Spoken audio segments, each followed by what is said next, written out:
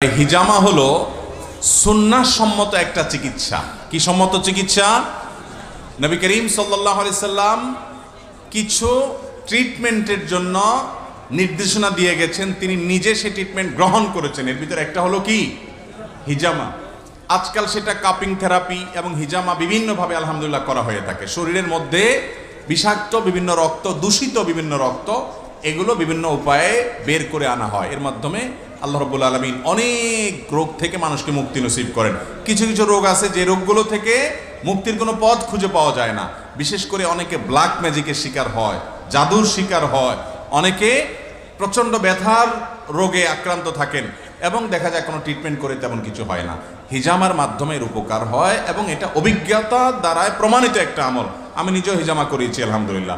নবী করিম সাল্লাল্লাহু আলাইহি সাল্লাম হিজামা করতে উৎসাহিত করেছেন। সুন্নাহ সম্মত একটা ট্রিটমেন্ট এবং চিকিৎসা। বিধায় হিজামা যাদের অসুস্থ বোধ করেন অথবা প্রয়োজন অনুভব করেন তারা হিজামা করাবেন, ভালো এবং এক্সপার্ট যারা আছে তাদেরকে দিয়ে। কারণ এটা সুন্নাহ সম্মত ট্রিটমেন্ট, এটা কোনো কুসংস্কার না।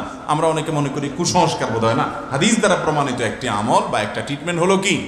হিজামা থেরাপি।